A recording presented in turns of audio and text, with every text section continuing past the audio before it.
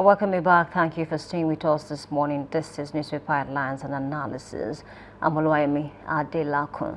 Quite a number of things to talk about this morning, looking at the papers. Let's start with Nigerian Tribune.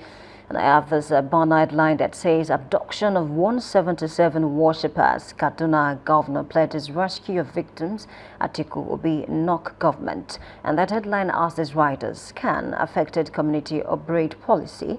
Upgrade please, local government boss. Untold story of Kemi Wale kidnap. A lot of back and forth, speaking about this particular story of those who were abducted, and then Khan came out to release several statements. And then at this point in time, I really think the federal government and of course the security operators should be on this matter rather than get distracted by the hearsay of some persons on this matter. It is quite apparent that these people are still on the business of actually abducting people from one location to the other. Recently, we just heard about the release of certain students that were kidnapped in Niger State. I mean, in their hundreds, and they were released in batches. Now, quite a number of persons have also been abducted again. It is really a sad one because this is still January, and of course, people are saying when election is drawing near, things like this will always happen. But election is still next year, and even before election, we've seen several cases of people being abducted in their homes, in the church, and then even in the mosque. It's really a sad one.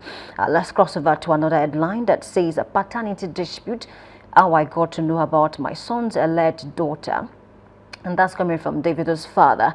He has this headline, says several DNA tests returned negative. I watched a video yesterday where Deji Adeleke, the father to Davido, the popular singer, he came out to release a statement to say that, okay, someone is trying to impersonate, or someone has been impersonating the so-called daughter, which is Olunloyo. And then speaking about that person, he mentioned Kemi Olunloyo, and Dr. Deji Adeleke said that, he was on the phone with the aunt of this Olunloyo, and then she mentioned to him that, Kemi Olunloyo is trying to impersonate Anu. According to him, Anu is not his granddaughter, and then several DNA tests, has been carried out before now, and then they all came out negative. And of course, he has come out to clarify everything concerning this whole matter so that people can also, get to know what is really going on.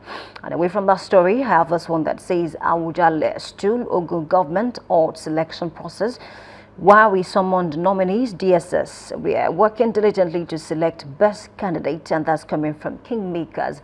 Initially, a list was released of those who are eligible to become the next Awujale, but then the selection process, has been put to a stop because of the internal wranglings amongst us families.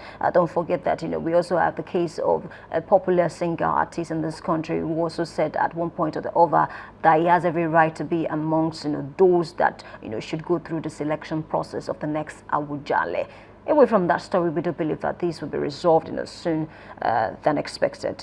I also have this headline that says that no arms ammunition found in my residence. That's coming from Malami. That's the former AGF, denies terror financing allegation. Don't forget that recently, he was granted bail alongside his son and his wife. But then we heard a story a few days back that his son was rearrested, because of certain things. And then we are saying this now. The man is coming out to say that no ammunition was found in my residence. And of course, I'm not part of any terror financing group. Away from that, I think it's the responsibility of the court, to do more investigation and ensure that there is more clarity on this particular matter. I also have this headline that says the European Union allocate £557 million to Nigeria, orders in 2026 humanitarian budget. I think that's a lot of money, but then at the end of the day, it's not about getting this aid from these organizations. It's about thinking of how to make use of this money, because this is a lot of money, and according to the government, we have a lot to do. Speaking about the next election, certain things to put in place, the health sector. Don't forget about the doctor strike. Even ASU recently, we've been able to solve the issue of ASU. I do hope that nothing silly will come up again on that note. Okay, let's cross over from this to another headline that says court orders INEC to recognize Nenandi-led exco of Labour Party, sacks Abure as party chairman. Abure faction heads to appeal court. There's been a back and forth between these two individuals. I'm talking about Nenandi Usman and of course Abure. He was initially the chairman of this party, Labour Party, but then at some point, then Nandi took the matter to court to say, okay, his tenure, is over. He needs to drop the papacy and, of course, allow someone else to take over the chairmanship of the party. So they've been on this matter for over a year now, boy. Recently, the court ruled that Abure has been sacked, and, of course, INEC should recognize Nandi Usman as the ultimate chairman of that political party. But then people are asking questions. Now that Nandi is set to take over as the chairman of the party, what should we expect from Labour Party? Will they be able to put their house in order and, of course, produce candidates for the next election? Speaking about the governorship candidates and, of course, the presidential candidates. But then there's one issue. Because of all that happened and caused the back and forth, the Labour Party will be unable to participate in the FCT polls because, the candidates were not accepted by INEC because the matter was still in court. So that's a very sad one, looking at this matter. But then I think they have all it takes now. They have the time now to put their house in order so that they can, release their candidates for the next elections. Away from that, I also have this one that says troops discover terrorist mass grave in Borno. That's another one that needs to be looked into. From Nigeria Tribune, let's cross over to Daily Trust this morning. I have a line that says Kaduna abduction, the denial that failed. Don't forget I mentioned that, there were several issues on this matter. Oh, they were not abducted. Oh, it's not true. Can't came out of. So these people were indeed abducted. And of course, this headline is talking about the fact that that denial failed because at this point, I think the security operatives on this matter to ensure that they are released on time, and then they are not just released; they are released in good health. I think that's one of the main focus on this particular matter. I also have another headline that says that 2027 no appointment for non-APC members. That's coming from Nentawe. With that stand, because after the 2023 general elections, some persons got appointment and they are not members of the ruling party, which is the APC. Talk about Wiki, who is a member of the PDP, the People's Democratic Party. He got appointment. Quite a number of other persons also got appointments who are not members of the APC. Maybe this is a new development, and of course, this is coming from the chairman of the party. Yeah, we might be able to hold on and then wait till after the elections. Maybe this will stand or not. Away from that headline, I also have this one that says suicide bomber kills 5 soldiers in Borno. This is a sad one to think that we are still looking for how to add more people to the armed forces because they are overstretched, and then these people are being killed on a daily basis across the country. Really, it's a sad one, honestly. And away from that, I also have this headline that says fire got 34 classrooms in Kano school. That's a lot, a huge loss because I know it's going to take time, for those classrooms, to come back, and then the students we have to maybe stay at home for a while before everything is being, properly done. It's really sad that something like that happened. Let's cross over to Daily Independent this morning. I have a headline that says Kaduna church abduction. Obi Atiku can PDP query deniers urge urgent action. Berate please, local government chair say it is shameful to obscure truth. Wants federal government to be proactive over bandit attacks, citizens' safety. One major thing that affects productivity is denial. When you deny something that is quite apparent, it gives those people more strength. Because why should we deny certain things like this? But then I want to believe that maybe they're just trying to ensure that this is really true, put in the proper investigation to ensure that they find out all that happened that particular day. But I want to believe that the situation has changed, definitely. And of course, we have come to a conclusion that indeed these people were abducted. Away from that, I also have this headline that says the ADC condemns planned release of 70 bandits from prison. That's another issue, still talking about insecurity. I recall, a popular lawyer in this country, that's Didi Adeyoju, he said something recently that, when you keep negotiating with bandits, it becomes counterproductive because you're giving them more strength that you can ever imagine. Trying to release 70 bandits from prison, when you release them, where are they supposed to go from there? We're releasing them to the society. What is going to happen? Yes, they might be repentant, but then we need to look at this more critically and ensure that it is safe, for these people to come back to the society, because we are still dealing with many more, across the country. And away from that headline, I also have this one that says Labour Party crisis, court orders INEC to recognize the Nandi Usman-led ESCO as Sabure. We've spoken about that. Another headline is saying Nigeria's 2026 aviation budget sparks duplication debate. Speaking now about this 2026 budget, not just the aviation sector alone, the education, the power, Nigerians have a lot to say that, okay, it's not about budgeting this huge amount for each of the sector. Are we going to see improvement in this sector? I mean, because recently a lot of Nigerians had issues, with the aviation sector and of course, other sectors too. Speak about the edge sector too. So ensuring, ensuring that this money, we see the dividends of this money. I think that's the core thing for the federal government now, because a lot of Nigerians are really not bothered about the amount that is budgeted for each of the sector. But are we going to see improvement? Because money should improve things. I mean, that's what a lot of persons would believe. Just like you, watching me right now. And away from that headline, I also have this one that says EFCC returns 1.28 billion naira recovered from Sojimoto to Enugu government. That's a lot of money. Don't forget, around last year, middle of last year, towards the end of 2025, the case, a lot of persons were in that case to say that, okay, you were given a contract, what did you do with the money? And of course, even the Enugu government came out to say quite a number of things, and then to see that this amount of money, was recovered is a lot, 1.28 billion naira. We want to ensure that this money, will go to the right places. Will be used for what is meant to be used for. I think that's the major thing on this particular thing. It's not about recovering this huge amount of money. It's about the fact that we make sure that the money is used for the right things. Away from that, let's cross over to Daily Sun this morning. I also have a headline talking about the Kaduna Church abduction. Kidnappers contact victims' families, demand 17 motorcycles to free 177 abductees. I'm trying to do a little bit of math here. 70 motorcycles, can it accommodate 177 abductees? That's a question that we might need to answer. And then another writer is saying, community requests apology from police for initial denial of church abductions. The community are requesting that the police should apologize to them for denying the fact that these people were abducted in the first place.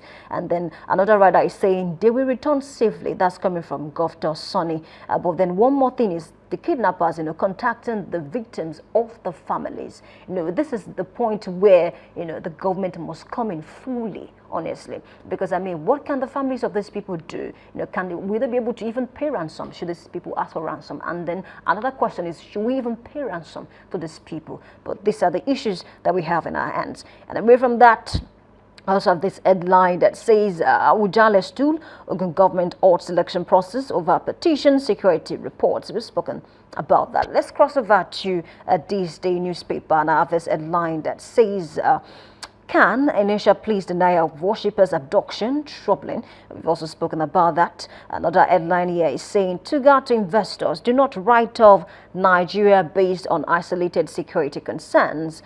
Seeks international support for training equipment, says Africa's geopolitical risk overhyped. Honestly, speaking about getting help internationally, and I've said this several times, that it's not a problem, but we should ensure that we are getting the right help and we make use of the help when it comes. Several times Nigerians have cried to the United States President Donald Trump to come and help us. There was a particular incident on the Christmas Day last year, and of course a lot of Nigerians applauded the President of the United States for coming to the aid of Nigerians. But then help like that, we can make use of the help like that, and then we must also ensure that we are doing the right thing, even when we receive help from international bodies. At the end of the day, I believe Nigeria as a country, we really have what it takes to solve insecurity. Imagine, there was a time in this country that Nigeria was helping other neighboring countries to solve insecurity. So what is going on? I mean, I don't want to say we are regressing, but we are supposed to go forward because we have what it takes. And of course, the army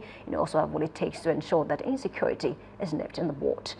From this day newspaper, let's cross over to the Guardian newspaper this morning. I have this headline that says federal government affirms plan to abolish HND, empower polytechnics to award degrees. We spoke about that this morning, that it's a good development, but then it should not be in paper. alone, because this is not the first time that the federal government or maybe the House of Rep will move in motion to say, okay, let's start awarding degrees to HND holders as well, so that we can break this jinx. And of course, people looking down on HND graduates, because at the end of the day, they are also very intelligent people if you've met one of them recently. And away from that headline, I also have this one that says Trump swaps consensus for art power rhetoric as federal government showcases reforms. So speaking about President Donald Trump, and of course how he's been able to help in a certain way, and of course the federal government looking for ways to get more help, because at the end of the day we can make use of her help. And away from that, I have this one that says U.S. plans options to protect Christians in Nigeria soon. This is a good one, but at the same time we must not lose focus of the fact that insecurity is taking a toll on Nigerians, not just the Christians. Christians are being killed, Muslims are being killed, even those who do not align with either Christianity or Islam are also being killed. So at the end of the day, it should be for Nigeria as a whole. We should not lose focus of this insecurity that has eaten deep into the fabric of this particular nation, this great nation of ours, which is Nigeria.